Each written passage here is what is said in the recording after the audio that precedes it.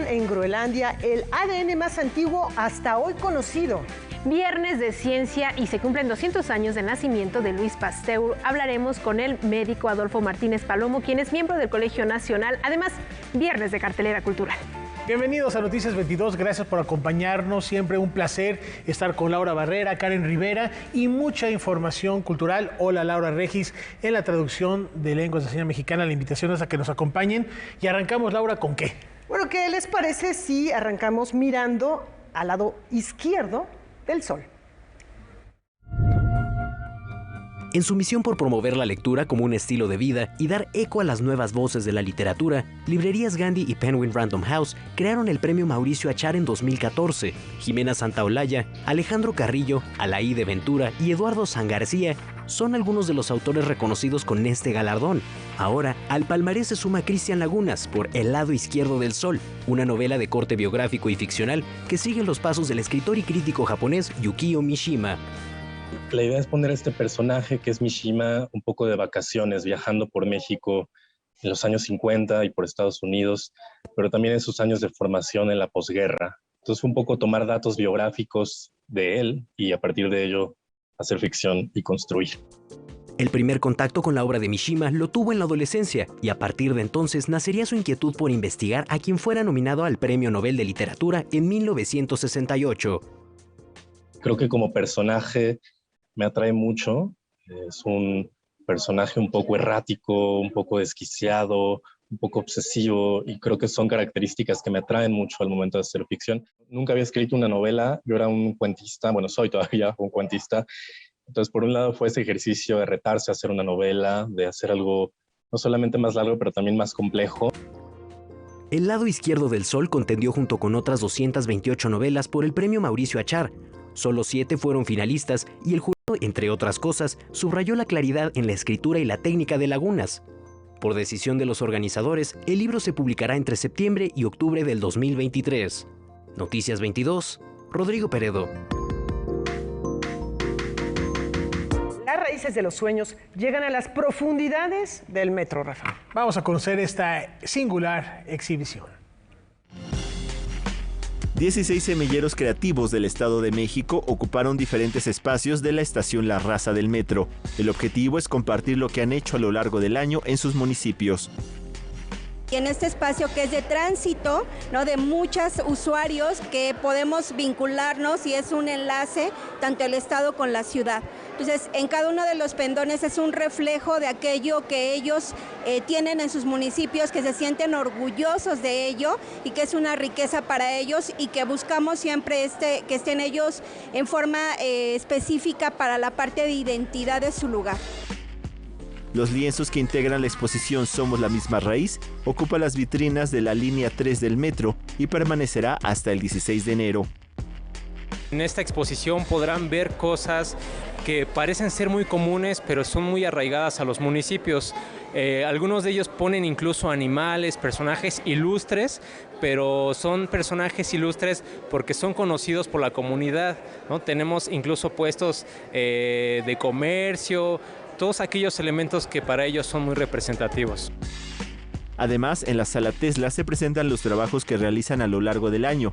En la Sala Audiovisual se proyectan diversas producciones y el viernes 16 presentarán una pastorela. Para ellos es un orgullo saber que alguien los mira, que están visibilizándose el trabajo y el talento de cada uno de los niños, niñas y jóvenes de las comunidades. Noticias 22, Alberto Aranda.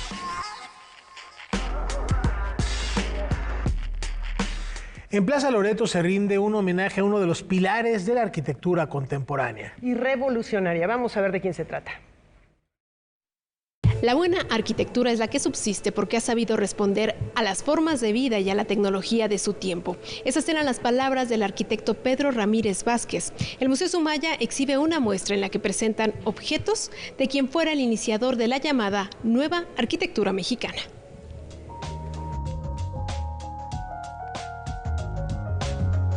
Constructor de identidades, Pedro Ramírez Vázquez realizó proyectos como el de poblar al país con más de 30,000 escuelas gracias a su diseño de la Casa Aula Rural prefabricada. Tras 4 años de una revisión exhaustiva en el acervo del arquitecto mexicano, este recinto presenta una selección inédita de materiales que permiten adentrarse a su legado. Buscamos como dar un panorama bastante amplio de quién fue el arquitecto en sus diferentes facetas, como arquitecto, como diseñador, como urbanista, pero también como persona, como estudiante, como padre de familia, como hijo. Vemos objetos, por ejemplo, de mobiliario urbano, de mobiliario residencial, arte objeto en cristal, arte objeto en joyería, arte objeto en estampados en seda o en tapiz o en platería, pero todos estos, la mayoría, tienen como un denominador las constantes culturales. La muestra se divide en 8 núcleos temáticos y en ellos se pueden observar imágenes, documentos, planos, incluso reglas de y algunos otros objetos que utilizó el maestro para realizar cada uno de sus diseños. Son 1015 objetos que hablan del pensamiento del diseñador de espacios como la nueva Basílica de Guadalupe, el Estadio Azteca y el Museo Nacional de Antropología, y que también muestran su visión en la construcción de lugares adaptados a las condiciones geográficas, sociales y económicas de cada sitio.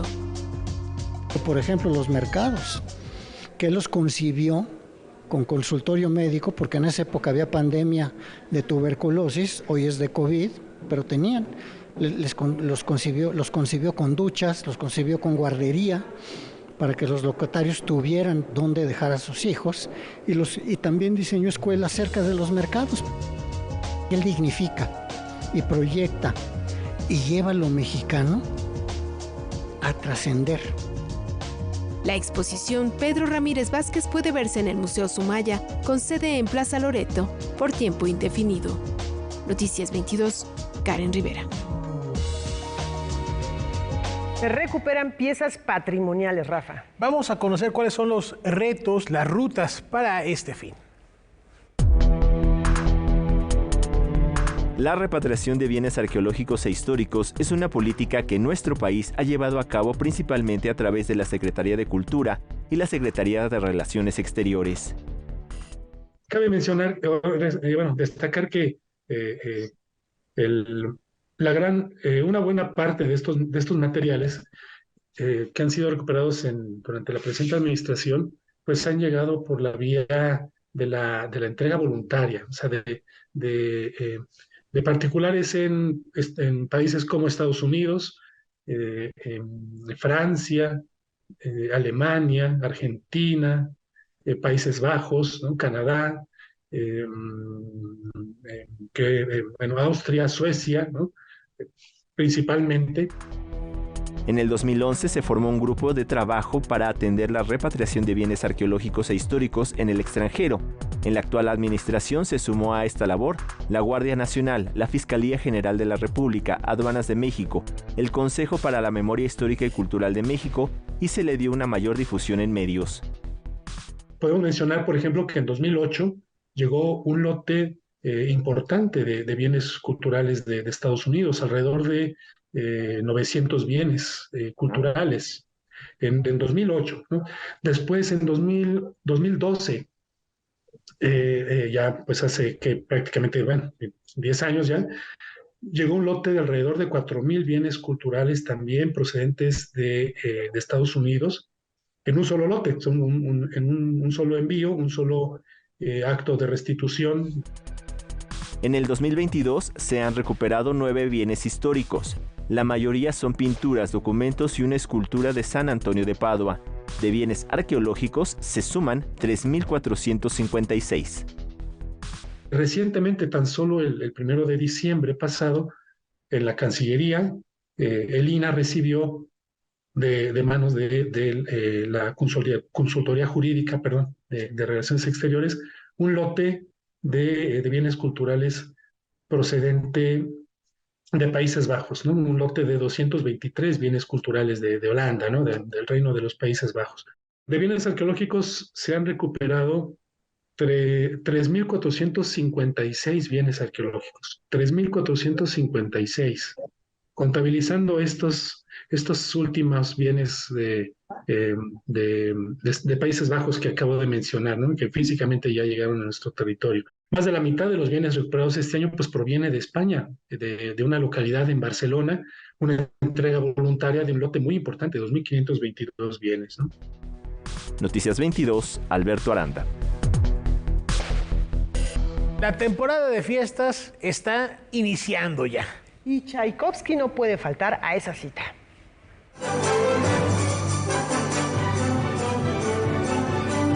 El ballet clásico navideño por excelencia, el Cascanueces, se reencuentra con su público en la versión de la Compañía Nacional de Danza, con un elenco de más de 100 artistas. Con la versión coreográfica de Nia Novak, la música en vivo de Tchaikovsky resonará en el Coloso de Reforma, bajo la batuta de Iván López Reynoso. Después de 2 años de estar después de la pandemia, vamos a regresar al Auditorio Nacional. Entonces estamos muy contentos de participar ahí y de compartir el escenario tanto con la Orquesta del Teatro de Bellas Artes como con los niños de la Escuela Nacional de Danza Clásica y Contemporánea. También esto de trabajar con la orquesta es un plus para nosotros, de que es nuestra primera producción después de pandemia, también que trabajamos con orquesta, con música en vivo. La pieza, inspirada en el cuento de Hoffman, contará con escenografía de Sergio Villegas, el vestuario de María Hipólita Figueroa, la iluminación de Laura Rode y el talento de bailarines como Yoali Sousa. Este año estaré interpretando el Padre de la Reina de las Nieves y el Padre de la Hada de Azúcar. Las dos las voy a bailar con el bailarín Alejandro Mendoza. Pues bueno, estoy ya emocionada por hacerlo. La versión de la Compañía Nacional de Danza se presentó desde 1980 en el Palacio de Bellas Artes y desde 2001 en el Auditorio Nacional. Estaremos presentándonos en el Auditorio Nacional y nuestras funciones van a ser del 16 de diciembre al 23 y vamos a hacer 10 funciones. Estaremos presentándonos ahí. Noticias 22, Víctor Gaspar. Antes de la pausa, les queremos extender una invitación para explorar las rutas de Harry Crosby en el marco de los 200 años de relaciones diplomáticas entre México y Estados Unidos. Canal 22 estrena este documental el próximo lunes 12 de diciembre a las 6 de la tarde. En este documental, el director mexicano Isaac Arsenstein presenta la vida y obra de Harry Crosby, reconocido fotógrafo e historiador estadounidense que se ha dedicado al estudio de Baja California. Algunas imágenes tenemos ahí, Rafa. Fascinante la invitación. Reiteramos, lunes 12 de diciembre, 6 de la tarde, en Canal 22. Una pausa. Volvemos.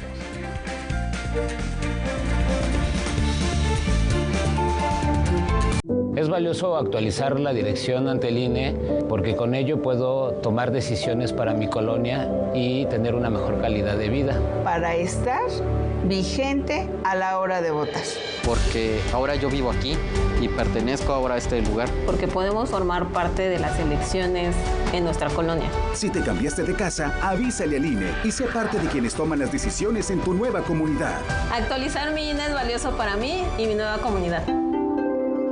Estamos en todos lados, en la montaña, en el desierto, en la selva, en el aire, en la ciudad. Actuamos con honor, con principios sólidos y valores firmes, siempre respetuosos de los derechos humanos, con legalidad, transparencia e institucionalidad. No es un camino sencillo, lo sabemos. Hemos servido con vocación y lealtad inquebrantable por más de 100 años y lo damos todo por el pueblo de México. Gobierno de México. I love rock and roll. Y así nos vamos a ir todo el programa. Amando el rock y sus vertientes. Exactamente, porque vamos a hablar 25 caras del rock. 25. De 107 la revista, ¿no? La revista 107, 25 caras a velocidades vertiginosas. Exactamente. Algarabía TV esta semana por Canal 22. Viernes, 21 a 30 horas.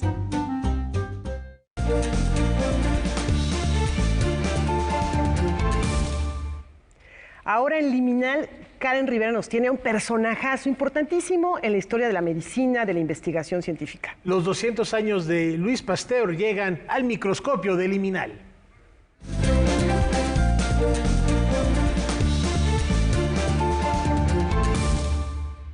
¿Qué tal? Qué gusto saludarlos en Liminal, la ciencia en movimiento. Francia declaró el 2022 como el año de Louis Pasteur para conmemorar el bicentenario del natalicio de uno de los científicos más importantes del siglo XIX. Hoy, a la distancia, me acompaña el médico, académico, científico mexicano Adolfo Martínez Palomo, quien es miembro del Colegio Nacional, quien ha realizado una serie de charlas en relación a este tema. Doctor, muchas gracias. Bienvenido a este espacio. Qué gusto tenerlo aquí. Al contrario, es un placer para mí estar con ustedes. Doctor, me gustaría preguntarle qué relevancia tiene este personaje, este científico francés, después de una pandemia como la que acabamos de sufrir a consecuencia del SARS-CoV-2. Bueno, yo creo que la pregunta es muy buena porque no solamente el hecho de que se cumplan 200 años de su nacimiento, esto va a ser el 27 de diciembre porque nació ya a finales de año. No solamente sus descubrimientos científicos que son capitales, entre otros, el desarrollo experimental de la primera vacuna contra una enfermedad viral mortal como es la rabia, pero también algo más importante que es su concepción de la ciencia. Su concepción de la ciencia como un componente esencial de la educación para todos los ciudadanos. Y yo pienso que nos hace falta Pasteur y nos hizo falta mucho durante toda la pandemia. Creo que si hubiéramos seguido los principios generales científicos sobre los que se basó Pasteur toda su obra, hubiéramos tenido un resultado mucho menos dañino que el que tuvimos. Esos cientos de miles de muertes ocurrieron en buena medida por falta de información, por desvirtuar la información científica que teníamos, por alejarnos de la ciencia. Y yo creo que tenemos que tener bien presente que esto no debe de ocurrir, porque van a venir otras epidemias, va a haber otros problemas virales o no virales, y es absolutamente fundamental que como sociedad y como gobierno estemos empapados de la ciencia, no de las ideologías o de algo que nos distraiga de la realidad. Claro, doctor, y comenta algo muy importante, porque ¿de qué manera el pensamiento científico de Louis Pasteur nos puede también ayudar a combatir pues, estos ataques que van en contra de la ciencia o estas campañas antivacunas? No, esto es muy importante. Lo de las antivacunas lo tenemos aquí, pero es un fenómeno mundial. De hecho, ustedes saben, en Estados Unidos casi la mitad, no la mitad, pero casi la mitad de la población no se vacunó. Y porque existen grupos muy poderosos anticiencia a favor de ciertas religiones que están absolutamente en contra de la vacunación. Y esto es muy grave.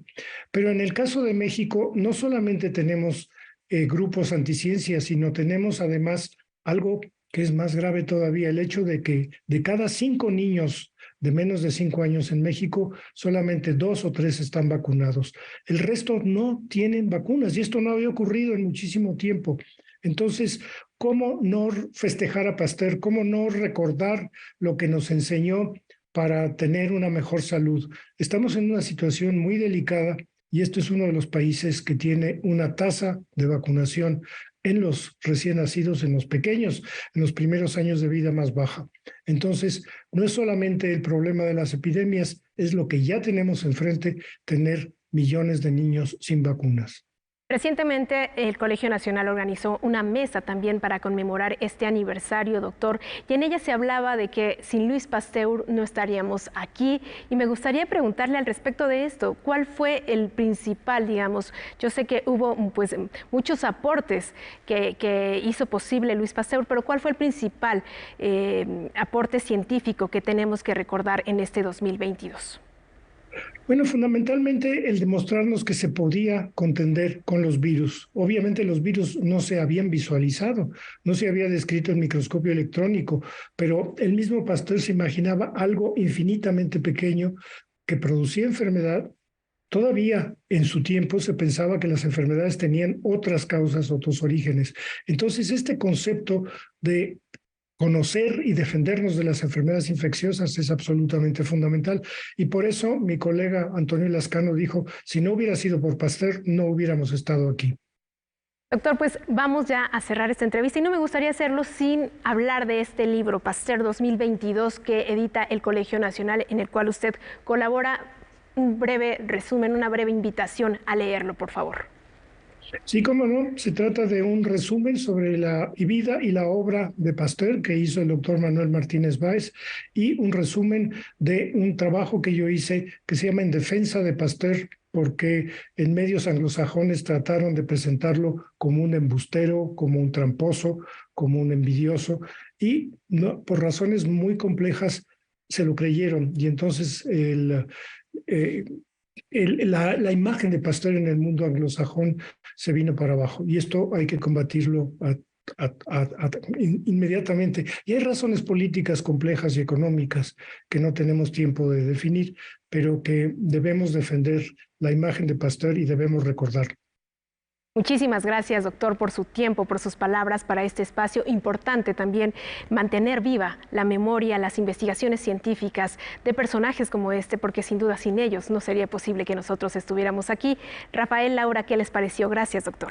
Fascinante, y me quedo con esas palabras del doctor Martínez, a quien agradecemos que nos haya acompañado esta noche. Empapémonos de ciencia y, en efecto, celebrar el legado de esos personajes tan trascendentes como Pasteur nos ayuda a también poder plantearnos un futuro. Gracias, doctor Martínez. Gracias, Karen Rivera. Gracias, muchísimas gracias. Qué gran tema, Rafa.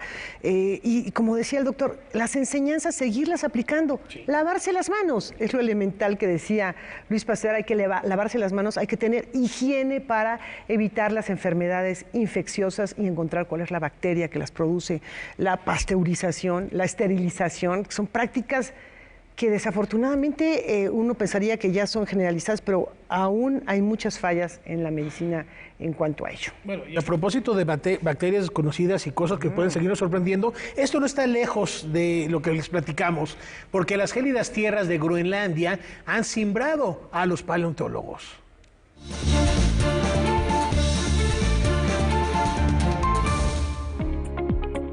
Un nuevo y apasionante capítulo en la historia de la paleontología acaba de abrirse.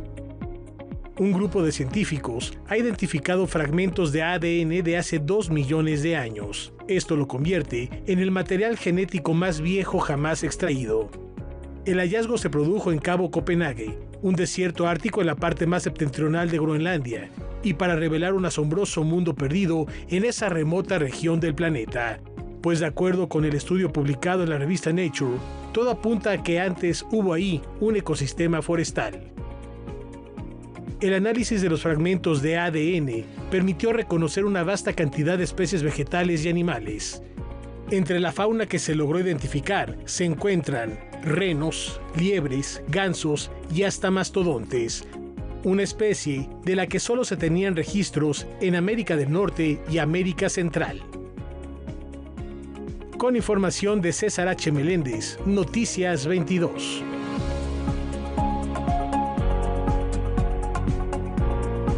Las luces de invierno brillan en el CENART. Es un festival que queremos mucho, que nos emociona mucho todos los años. Es ya el cierre del año con todas las actividades interdisciplinarias, que es un poco el espíritu del CENART, que es un espacio interdisciplinario. El Centro Nacional de las Artes es la sede del Festival Luces de Invierno, que ofrece entretenimiento de calidad a los públicos de todas las edades durante las fiestas decembrinas. Para el cierre de este encuentro, hay una oferta de actividades que van desde un concierto de El Coro Acardenchado el domingo 18 de diciembre en el Auditorio Blas Galindo, hasta una presentación de la violinista mexicana Astrid Cruz en el mismo lugar, pero el sábado 17. Tenemos, por ejemplo, el grupo Chéjere, que va a estar en las áreas verdes del CENART, que además es un espacio hermoso, no solo por lo que se presenta artísticamente, sino también por la arquitectura, los jardines, un espacio hermoso para venir a pasear también con las familias. Entonces está el grupo Chéjere el domingo 11 a las 4 de la tarde. A estos espectáculos se suma Zucca, la insurgencia del gozo, que presenta la compañía Udana, plataforma de creación escénica, propuesta que invita a reflexionar sobre la importancia de combatir la violencia y que tiene programadas funciones del 16 al 18 de diciembre en el Teatro Raúl Flores Canelo. La cartelera completa del Festival Luces de Invierno puede consultarse en las plataformas digitales del CENART. Noticias 22, Karen Rivera. El arte puede ser a la política como el muro a la hiedra. El cruce del arte y la política desde la década de los 60 es lo que podemos ver en las distintas expresiones creativas que se han reunido en la exposición Girográfico, como en el muro La Hiedra. Aunque sí hay muchos casos, digamos, históricos o que preceden o que vienen de décadas anteriores, de los 60, los 70, en realidad casi todas las producciones tienen que ver más con modos de visualizar o de generar gramáticas visuales de las movilizaciones sociales, la protesta, la dimensión, digamos, ética y política de productores, que no necesariamente son artistas, a través de diferentes, digamos, medios. La muestra, organizada por el Museo Nacional Centro de Arte Reina Sofía y el MUAC, ha reunido trabajos de gráfica, pero también la realizada en soportes como el video, la tela e incluso la recreación de una casa. La práctica, por ejemplo, del bordado, que es una práctica presente en muchos contextos latinoamericanos históricamente, pero que ha vuelto con mucha fuerza en las últimas movilizaciones, digamos. Nos parecía que el tiempo, cómo se vive en el bordado, es absolutamente político y nos ayuda también a replantearnos cómo vivimos. Y muchos de los bordados que están aquí aluden a comunidades que fueron desplazadas durante conflictos armados, ¿no? En Honduras, gente que se movió de El Salvador, iniciativas, digamos, que se tuvieron que trasladar a Argentina, y cómo el bordado les permite narrar esas memorias dolorosas. La gráfica del 68, los rostros de los desaparecidos, el movimiento zapatista e incluso los estudiantes de Ayotzinapa forman parte de la muestra. Hay otro núcleo que tiene que ver con Ayotzinapa, que Ayotzinapa, digamos, se decidió colectivamente en el grupo de investigación que tenía que ser como un caso, ¿no?, específico, por ser un acto terriblemente ominoso reciente y que de alguna manera se relacionaba con muchos otros actos que han pasado en Latinoamérica, ¿no? Pensábamos en Curuguati, en Paraguay, donde fueron también asesinados 70 campesinos, ¿no?, por defender su tierra. Como parte de la exposición Girográfico, como en el muro La Hiedra, se han preparado para el próximo año varias actividades. Unas de ellas es realizar serigrafías a cargo de artistas queer de Argentina y brillantinas MUAC. Se presentará la publicación que hizo el Reina Sofía y el MUAC sobre la exposición, recorridos comentados, y para mayo se bordará de manera colectiva un manifiesto. Noticias 22, Alberto Aranda. Nos vamos a la pausa. Hay una recomendación, Debate 22, no se lo pierdan. La charla que va a sostener Álvaro Cueva va a estar interesante con la diputada federal Marisol Gacé. La cita es al término de este espacio informativo. Regresamos.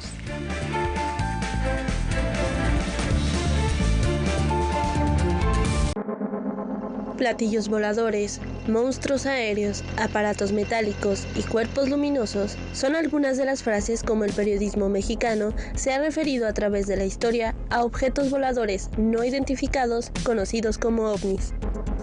Y eso es parte de lo que puede observarse en la nueva exposición de la Hemeroteca Nacional de México en la UNAM, titulada 125 años de noticias sobre objetos voladores no identificados en la prensa mexicana. Aquí tenemos una selección que son alrededor de 22 registros de ovnis que documentaron, pero tenemos más de 2,000 registros de estos fenómenos. Así que ustedes los pueden consultar desde sus páginas, desde su propia pantalla, en el instrumento magnífico que tiene esta hemeroteca, que es la Hemeroteca Nacional Digital de México. Es una selección representativa de las noticias que ha publicado la prensa mexicana sobre avistamientos y encuentros de objetos voladores no identificados, desde el primer registro hasta registros recientes. El registro más antiguo es de 1897 y fue publicado en el periódico El Universal, homónimo del diario que aún existe. En este se reportó el avistamiento de un objeto al que se le denominó monstruo o buque aéreo que provenía de otro planeta y fue descrito como una masa oscura con puntos luminosos en varias partes que pudo observarse en Texas y Monterrey. Lo que hace la prensa es precisamente atender este tipo de registros, no necesariamente hace la evaluación científica. La intención de esta muestra es rescatar la forma como la prensa ha cubierto estos fenómenos periódicamente, aunque también se contempla dar una visión más amplia sobre el tema. Vamos a tener un programa de científicos que van a discutir estos temas y que se va a llamar precisamente La vida extraterrestre y desde una mirada científica. Esta exposición estará abierta al público hasta el 9 de diciembre.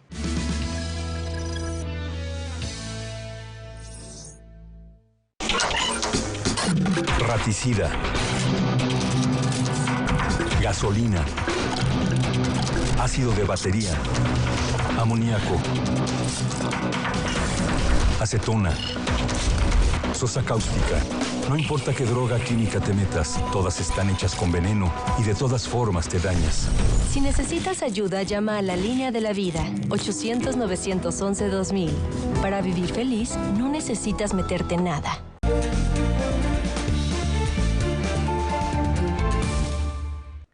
El Museo del Chocolate tiene una singular propuesta que fusiona idiosincrasia y tradición. Por estas fechas es común ver todo tipo de representaciones y reinterpretaciones artísticas de la Virgen de Guadalupe. Pero, ¿había escuchado usted sobre la Virgen del Chocolate? Esta es la creación del artista mexicano Eric Rivera, quien se dio a la tarea de combinar la herencia prehispánica del cacao con uno de los máximos símbolos religiosos del país. Más que un símbolo religioso, es un emblema nacional, ¿no? Crecimos con eso. Y cuando crecimos con un emblema, también cada uno de nosotros tiene una reinterpretación propia. Con la promesa de quedarse para siempre, este sábado regresará al Museo del Chocolate esta obra de Eric Rivera, quien ya había presentado una versión anterior en el mismo recinto hace más de un lustro. En este óleo, el llamado Niño Terrible hace gala de las miradas expresivas y representaciones infantiles que han hecho su estilo inconfundible. Mi eslogan, digamos, es que pinto niños que ya fueron adultos, ¿no? Un juego con el tiempo. La Virgen del Chocolate será presentada este sábado a la 1 de la tarde en el Museo del Chocolate. El evento se podrá seguir a través del Facebook Live del recinto. Con información y texto de César H. Meléndez, Rodrigo Peredo, Noticias 22. Y en esta temporada algo que tampoco falta son los belenes. Y estos, bueno, pues están de concurso. Teniendo como objetivos el incentivar, reconocer y fortalecer a los artesanos del país en la elaboración de nacimientos navideños mexicanos, es que se celebró la 26ª edición del Concurso Nacional de Nacimientos Mexicanos 2022, patrocinado por la Secretaría de Cultura a través del Fondo Nacional para el Fomento de las Artesanías, FONART, Citibanamex, así como con el apoyo del Instituto Nacional de Bellas Artes y Literatura del Instituto Nacional de los Pueblos Indígenas y la Coordinación de Memoria Histórica. Sí, es muy interesante para nosotros el tema de los concursos de nacimiento porque reflejan la libertad de creación del arte tradicional en México. En el concurso resultaron premiados 52 nacimientos, un galardón nacional, 3 premios especiales, 12 categorías al primer lugar y 12 menciones honoríficas. Cabe resaltar la presencia de 8 pueblos originarios: maya, mazahua, mixteco, nahua, otomí, purépecha, zapoteco y zoque. Comentarles las diversas categorías que están en la convocatoria y en la exposición. Es barro, que incluye barro libre de plomo, así como otras técnicas como el pastillaca, que es justamente el que ganó el galardón nacional. Desde luego los textiles, metalistería, donde está el cobre, fibras vegetales, materiales diversos, entre ellos pues la cera. El galardón nacional Nacimientos Navideños Mexicanos fue para Elizabeth Castañeda Escobar, artesana de San Miguel Aguasuelos, Noalinco, en Veracruz, titulado Mini Portal en Belén. El premio especial Mejor Obra de Técnica fue para María Eugenia Ferrer López de San Felipe Santiago, Villa de Allende. Tiene por título Nacimiento en Mazagua. Y el premio especial Mejor Obra de Rescate fue para María Montserrat Gómez González de Chimalhuacán, Estado de México, hecho en hueso de aguacate tallado. Los nacimientos galardonados se exponen en el Museo del Carmen.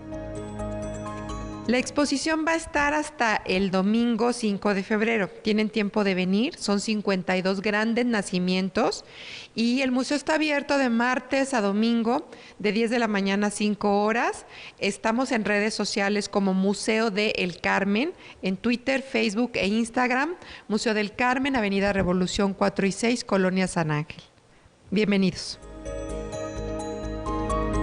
Para Noticias 22, José Meléndez.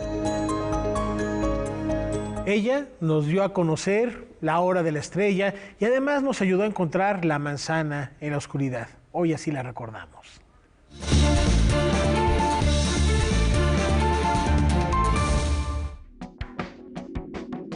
Un día como hoy, pero de 1977, falleció en Río de Janeiro una de las plumas más enigmáticas del siglo XX, cuyo lenguaje poético e innovador fraguó una leyenda que se extiende hasta nuestros días.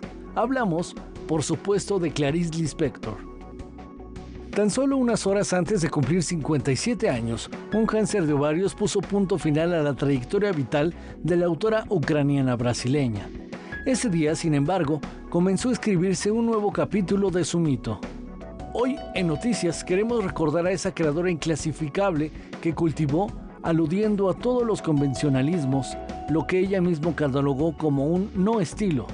Un misterio literario capaz de colmar de espiritualidad al más mínimo evento cotidiano, obsequiándonos alguna de las tramas más entrañables de la literatura latinoamericana, a pesar de que siempre sostuvo que no escribía para agradarle a nadie. La manzana en la oscuridad, La hora de la estrella, Lámpara, La ciudad sitiada y Cerca del corazón salvaje son algunas de las obras que nos legó y que aún parecen encerrar misterios indescifrables. Bueno, pues con una mirada sí de pronto muy femenina, sí de pronto de mucha compasión hacia la naturaleza, hacia los animales, con cuentos fabulosos. Acérquense si tienen oportunidad a la obra de Clarice Lispector. Y bueno, hablando de otras mujeres, en este caso de ficción, Medea, Antígona y otras famosas figuras están orquestando un aquelarre. Vamos a ver de qué se trata. Oye una voz dentro. Ay, infeliz de mí. Las mujeres contestatarias y rebeldes que han habitado las páginas de la dramaturgia universal se manifiestan en el Foro de las Artes del CENART, por invocación de la Compañía Nacional de Teatro. Hasta el 18 de diciembre, la agrupación escénica presenta en este espacio el espectáculo Aquelarre en Atril. Aquelarre en Atril es un conjunto de monólogos que actrices de la Compañía Nacional de Teatro interpretan para traer al escenario personajes que flotan en el universo de la dramaturgia, como por ejemplo una Medea, una Antígona. Aquelarre en Atril se nutre del universo dramático de autores como Lope de Vega, Calderón de la Barca, Henrik Ibsen y Heiner Müller, para traer a la actualidad ejemplos de personajes femeninos que desde la ficción han enfrentado a los poderes establecidos de su tiempo. Estos personajes viven en el universo de las páginas de los textos dramáticos, son parte de cosas maravillosas como el Siglo de Oro o de la dramaturgia de Ibsen, o bien son nuestra vecina, la señora que está cruzando aquella avenida, mi madre o yo misma. En escena resuena, entre muchas otras, la voz espectral de Laurencia, la joven que el día de su boda fue abusada por el comendador. Cuesta creer que entre Fuente Ovejuna y nuestra actualidad hay 4 siglos de distancia. ¿Cuántas Laurencias viven en nuestras casas? ¿Por qué no avanzamos? Aquelarre en Atril tendrá una breve temporada en el Foro de las Artes del CENART. Las funciones serán de entrada libre y se llevarán a cabo en horarios de teatro, es decir, los jueves y viernes a las 8 de la noche, los sábados a las 7 y domingos a las 6. Con información y texto de César H. Meléndez, Rodrigo Peredo, Noticias 22. Como a los niños, verme jugar con ellos. Y ahora, ¿qué les parece si vamos a mirar músicas? Y hasta aquí el maestro Juan Arturo Brennan.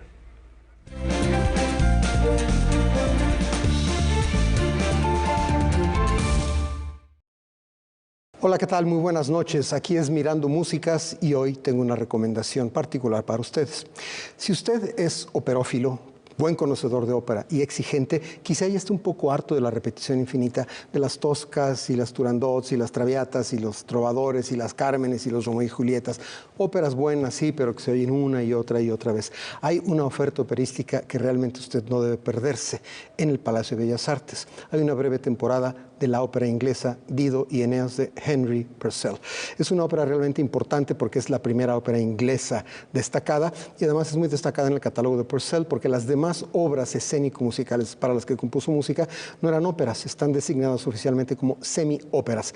Y si bien Dido y Eneas es la única ópera como tal de Henry Purcell, es una obra importantísima en la historia del género por muchas razones. Está basada en el libro cuarto de la Eneida de Virgilio y si bien es una trama bastante complicada, básicamente nos habla del conflicto que tiene Eneas entre el deber y el amor. Es decir, Eneas está a la mitad entre la fidelidad a su patria y el amor por Dido. Ya se imaginan ustedes que todo esto lleva una tragedia bastante lacrimógena, pero está musicalmente muy bien llevada y escénicamente se pueden hacer cosas muy interesantes.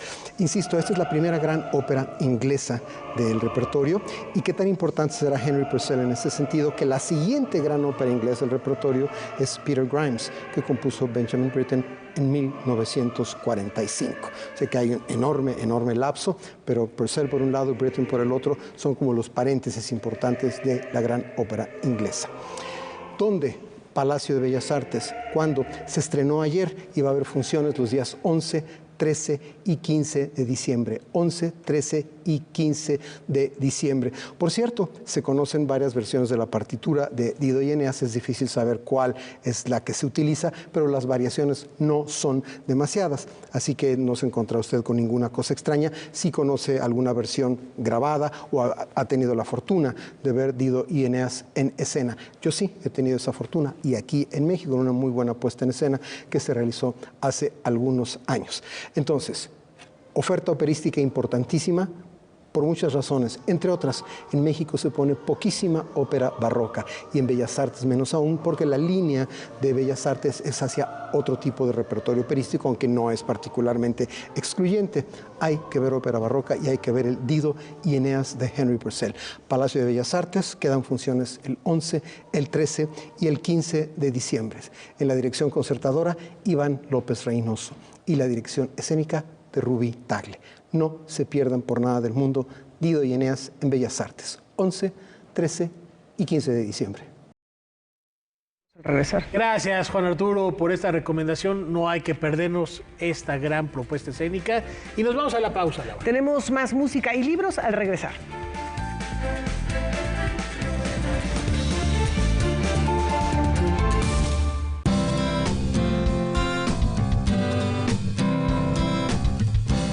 Como audiencia, tienes derechos.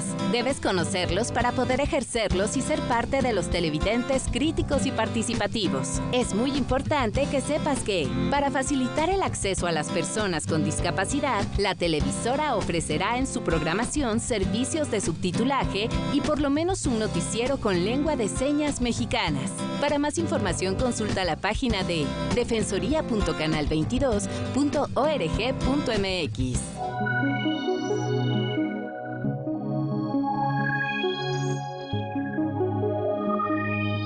La piedra, el yemo activo, afectan tu cerebro, te matan las neuronas y son muy adictivos. Yo sé lo que te digo, pues he sido testigo. Piensa más en tu gente, tu vida y tus amigos. Escucha lo que te digo, pues es verdad. El negocio de la droga es algo que termina mal.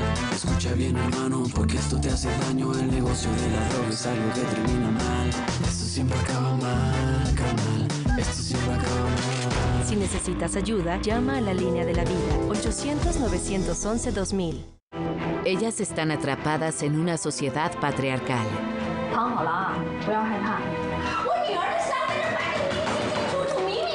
Sexista.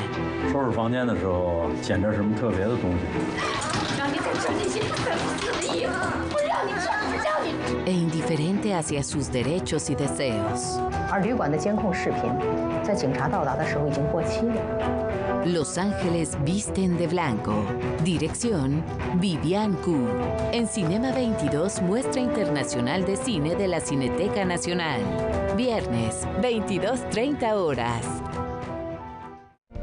Hola amigos y amigos, no se pierdan esta noche Debate 22 con el grandioso y maravilloso Álvaro Cueva. Válgame Dios, es Marisol Gacé, y no saben ustedes el programononón de oro, imperdible. Quédense después del Noti, les conviene, es Debate 22. ¡Los esperamos! Adiós, viva la cuarta transformación. Hoy, 21 horas.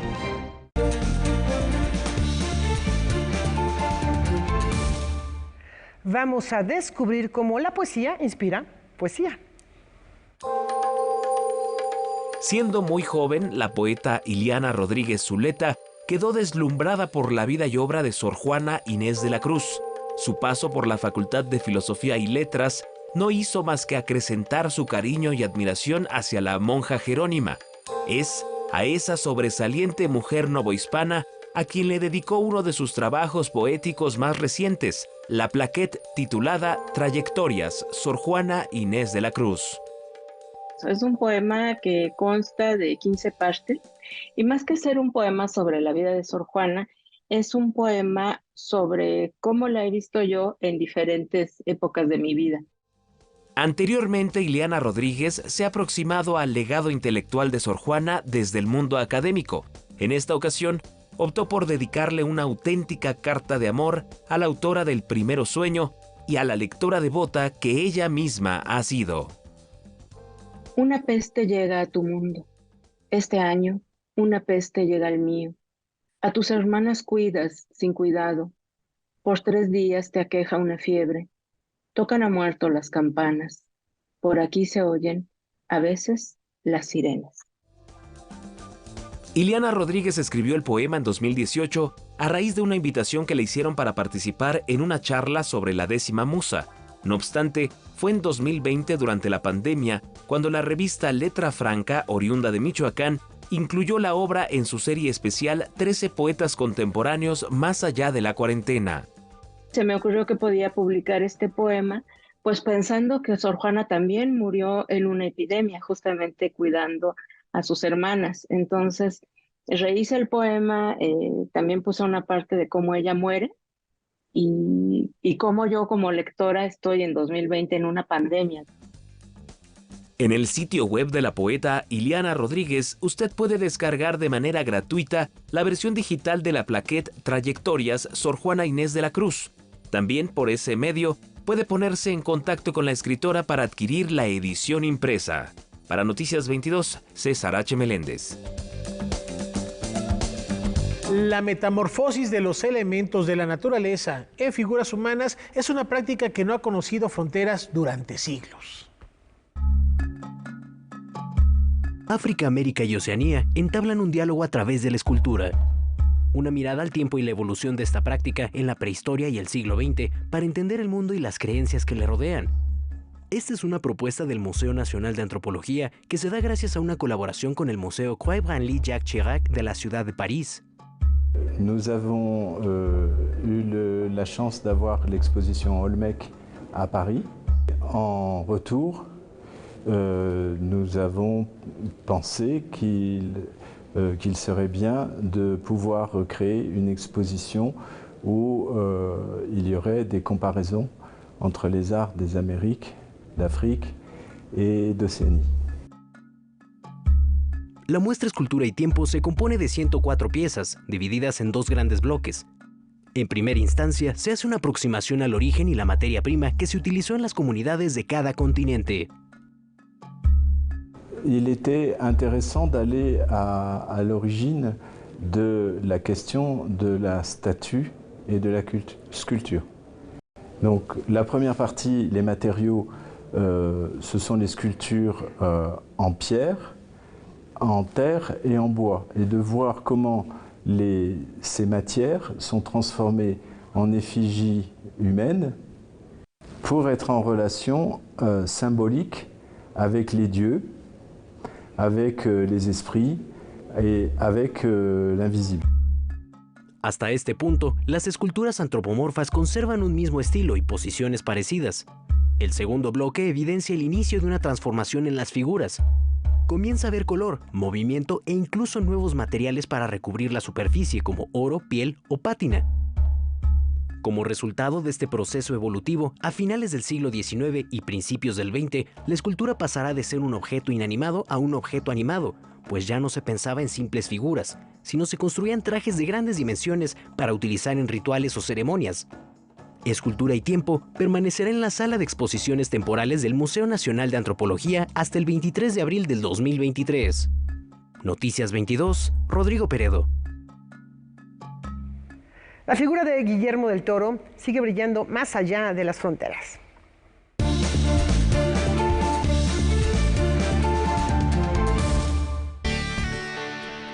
No es un secreto que Guillermo del Toro se ha convertido en uno de los personajes más queridos y reconocidos del medio cinematográfico internacional.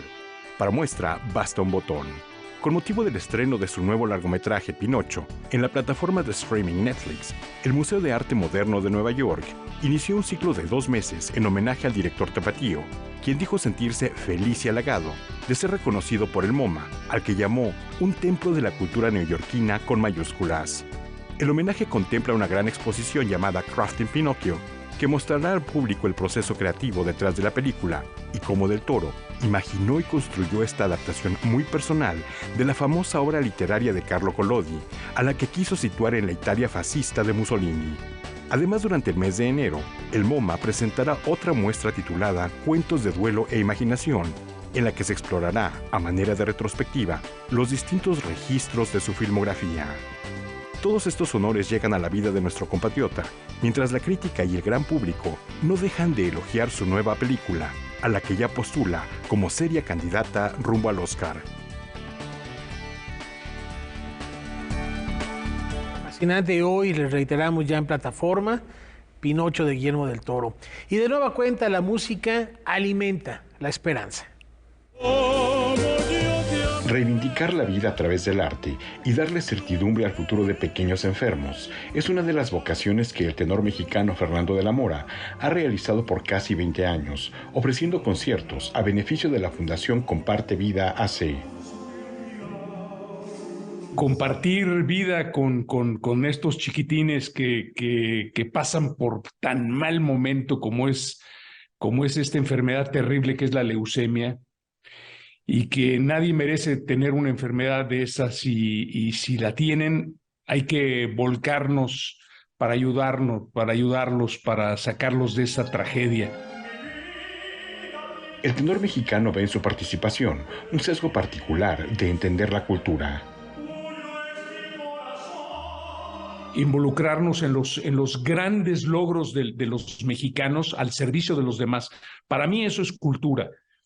Todos los logros del ser humano al servicio de los demás, para mí eso es cultura, y creo que es nuestra responsabilidad de cada uno de los mexicanos el elevar nuestro espíritu hacia el conocimiento, hacia la verdad.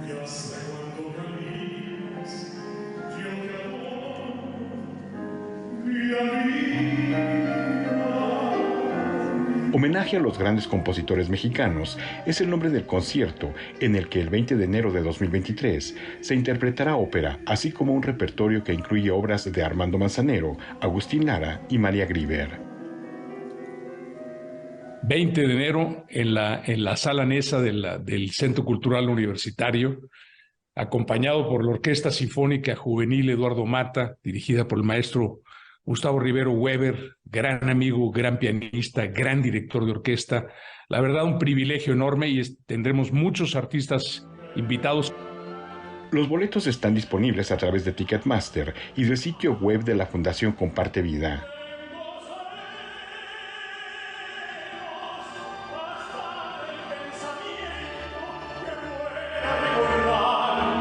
El concierto homenaje a los grandes compositores mexicanos se llevará a cabo el 20 de enero de 2023 a las 18:30 horas en la sala Nezahualcóyotl del Centro Cultural Universitario de la UNAM.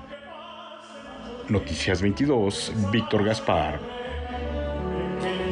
Amigos, amigas, es todo por hoy. Y como se acerca el fin de semana, los dejamos con la cartelera cultural. Muchas gracias.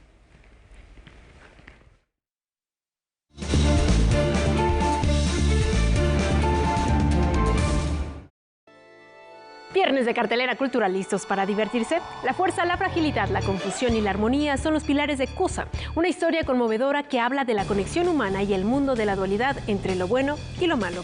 El espectáculo, presentado por Circo du Soleil, muestra al circo en su estado más puro.